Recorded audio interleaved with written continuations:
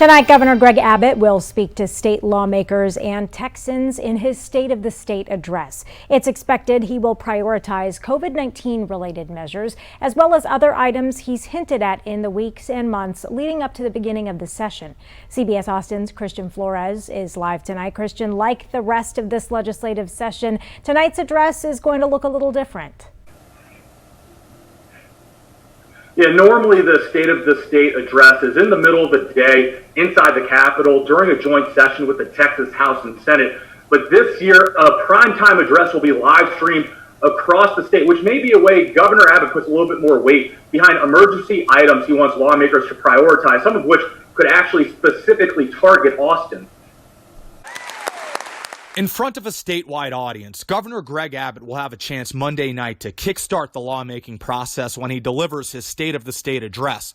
The Texas Constitution prohibits state lawmakers from taking up bills in the first 60 days of the legislative session, except if it's an emergency item laid out by the governor. I think what we're going to see tonight is really the definition of what the legislative response is going to look like to COVID. Now, ultimately, the governor doesn't get 100% of the say over that, but he is going to get a chance to tell them what COVID relief looks like now in the first 60 days of the legislative session, which is really going to set the path. Two of the most pressing emergency items in the last State of the State were school funding and property tax relief, which both became law. In recent weeks, the governor has said he'll challenge City of Austin policies. Given the volume and frequency with which the governor has been talking about police funding in general, but in particular police funding in the City of Austin, it would be somewhat surprising if the issue did not become an emergency item. Clearly, the single biggest threat to public safety right now is COVID, with the number of people that are dying and getting sick. Austin Mayor Steve Adler says the governor's emergency items are better suited for more pressing issues. Are you worried that the back and forth between Governor Abbott and the City of Austin will distract not only the governor, but I guess even state lawmakers from more important and more pressing priorities in these emergency items? Our city and cities across Texas need the state's assistance. I'm hoping that the governor talks to the things that'll have the greatest impact on Texans. The COVID delivery of the vaccine, it's coming out too slowly. We're not getting it in enough arms. We need greater supply. A live look at the Capitol tonight, where just a week ago the Texas Senate passed Senate Bill 7, the election bill that has since drawn a lot of criticism from Democrats and civil rights groups who say this is voter suppression. Today, Lieutenant Governor Dan Patrick forcefully defended the bill, claiming it will tighten election security. CBS Austin's Christian Flores was at this morning's press conference and is at the Capitol with why Patrick is fighting back now.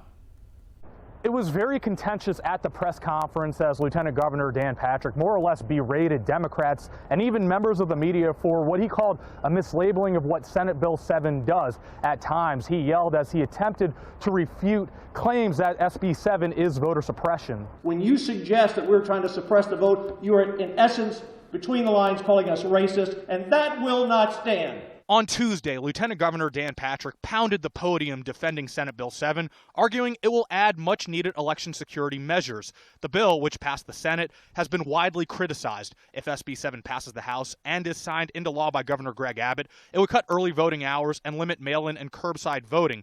Parts of the bill that have drawn the most concern for voter suppression include a provision that would require all county-wide polling locations to have an equal number of voting machines and a measure allowing poll watchers to video record suspicious behavior. Voters want confidence in their election system. Senate Bill 7 is not voter suppression, it's voter security. You mentioned the reason for SB 7 was a lack of faith in the elections. However, couldn't you argue that messaging like this has led to it? Like the Trump administration officials, William Barr, has said that there was no evidence of widespread voter fraud. Former cybersecurity head Christopher Krebs said that this was the most secure election ever. Couldn't you argue that this would be maybe stoking that fire a little bit, that there is no faith in elections? We need as close to zero tolerance as we can get on people casting ballots they shouldn't cast. In response to this, companies like Texas-based American Airlines and Dell have released statements opposing this bill, which also drew a strong response from Patrick Tuesday. We're not going to put up with this nonsense anymore. Corporate America does not run this country. Patrick has been adamant about the threat of voter fraud. After the election, he offered up to $1 million in rewards to anyone who reported voter fraud that led to a conviction. Pennsylvania's Democratic Lieutenant Governor responded about 3 cases charging Republicans with such crimes. Yeah, back on the topic of election security, if all 3 cases in Pennsylvania do lead to convictions, do you plan on giving the Lieutenant Governor his award money? He has been seeking out. Just go, don't ask me a stupid question. I didn't come here to take stupid questions from the media. It's ridiculous. 2 of the 3 have admitted to. I just answered your question. 2 of the 3 have admitted to voter fraud there. Question, okay?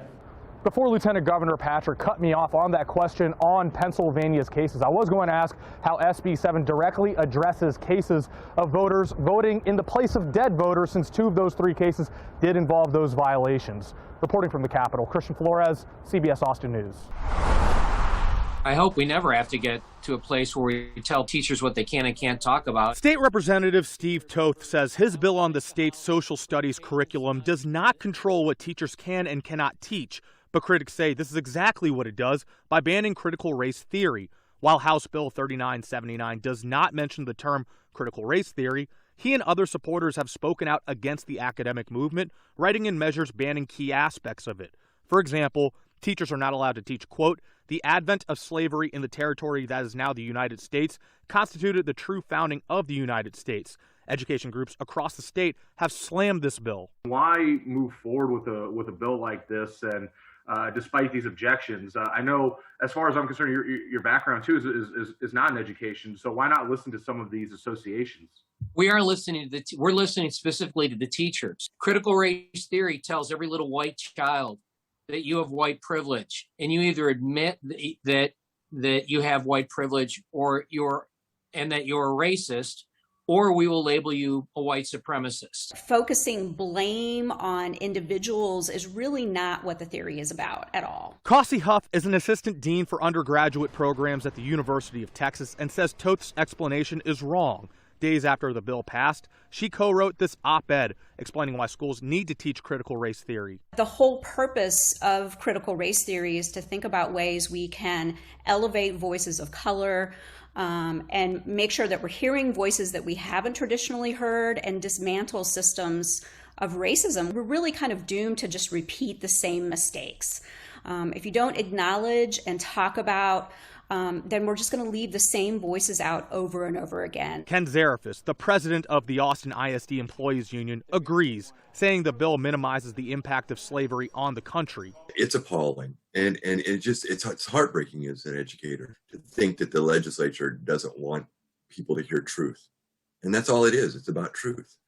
Sometimes it's an ugly truth. This bill also states teachers should not be compelled to discuss current events, and if they do, they must not show they support one side. Opponents of this provision specifically brought up the insurrection at the U.S. Capitol when fighting this. Additionally, students cannot get course credit for volunteering or working with a group associated with political activism or public policy advocacy. This would ban students from getting credit for working at places like the Boys and Girls Club or the Humane Society, among others. The only thing that we're simply saying is that teachers should not proselytize when they're talking about current events. What we're simply saying is that don't weaponize our children. Don't use our children for your ends. Zarefis taught for 12 years and says this bill makes it impossible for teachers to lawfully encourage civic engagement. He adds he would continue on with teaching all of this if in the shoes of teachers now, but knows that's easier said than done. This will clearly have a chilling effect on teachers, afraid to teach what's truth.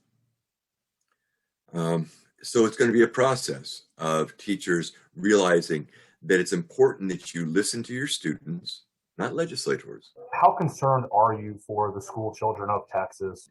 I'm concerned whenever information is limited. This is a nation that was built on the back of enslaved people, and it's a racist foundation. Our kids need to understand that. At the Texas Capitol, Christian Flores, CBS Austin News. This afternoon, Texas House Democrats flew out of the state to once again break quorum in an attempt to kill election bills. CBS Austin's Christian Flores spoke to one lawmaker before he left about what pushed them to leave.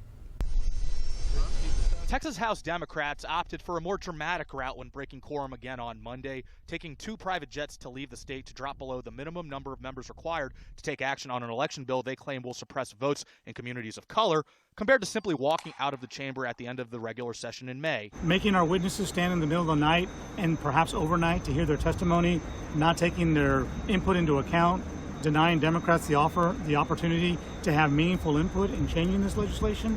Do they want to have a pragmatic solution, or do they want to have a partisan, victory? And when they choose partisan politics, we choose to fight. State Representative Trey Martinez Fisher is one House Democrat leaving the state.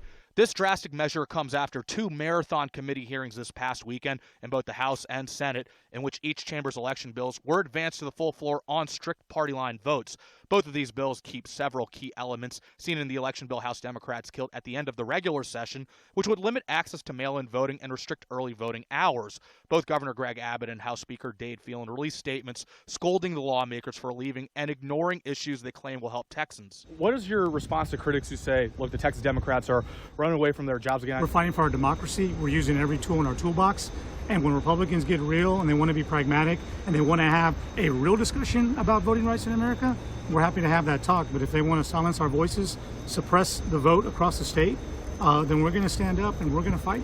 We're going to fight back, and that's what we're doing. The last time this happened was 2003, when Democrats left the state for Oklahoma and New Mexico while protesting the redistricting process. Lawmakers will have to gather this fall for redistricting again. Is there a possibility y'all could leave town again? Yeah, it's always a possibility. We're defending democracy. We're standing up for this nation. A day after the end of session, we're hearing from House Speaker Dade Phelan after Democrats in the chamber walked out Sunday night to kill the election integrity bill. CBS Austin's Christian Flores sat down for a one-on-one interview and got an inside look at the speaker's conversation with Democrats before they left the chamber. Were you aware that something as drastic as a walkout could happen? And do you also maybe put some of the blame on the Republican Conference Committee members for adding some of these measures that weren't previously discussed? Well, the election integrity reform bill was very complicated. Election law is very complicated. As the bill got larger and larger, it became, something that many, House members needed time to go through it. And quite frankly, we got to the end of session, and by the time the Conference Committee report was out, a lot of members just did not have enough time to fully vet everything that was in there. I met with the Democrats, and I said, I heard there's a rumor y'all may leave. I'm not going to lock the doors. I'm not going to arrest anybody, even though I have that authority. But we will take up election integrity at some point in time. It is an emergency item with the governor, so we can do it tonight, or we'll do it in a special session. And my other concern was there were some really good pieces of legislation that were behind SB 7 that also failed. Some great mental health reform, some health care items, a no-knock warrant, great criminal justice reform bill. This is something that's not going away, and the governor is going to have us back again. It's just whether it's October, September, and now if the veto of Article 10 occurs, it looks like it'll probably be more like August. What's your relationship like right now with Lieutenant Governor Patrick? Obviously, I know this weekend there looked like there was some friction. Also, early on with you guys did differ on the repricing issue after the winter storms. We have a good relationship. He has a job to do, I have a job to do. The House is entirely different than the Senate. We have different rules, different personalities. I've worked in both. I appreciate both, but the roles are different. He's a very intelligent man. He's a very skilled politician. I respect him and what he does on a daily basis. But the House is just we just have a different set of rules. And I don't have the ability here in the House, and nor should I or would I, change the rules at the last minute to try to get a piece of legislation. That's just not how it works on the House floor. So you just got to be mindful of that. It's just two different bodies, both very important roles, but just different styles and different jobs to do. And I respect Dan Patrick. I respect the governor. We all just have our jobs to do, and we go out there and do them.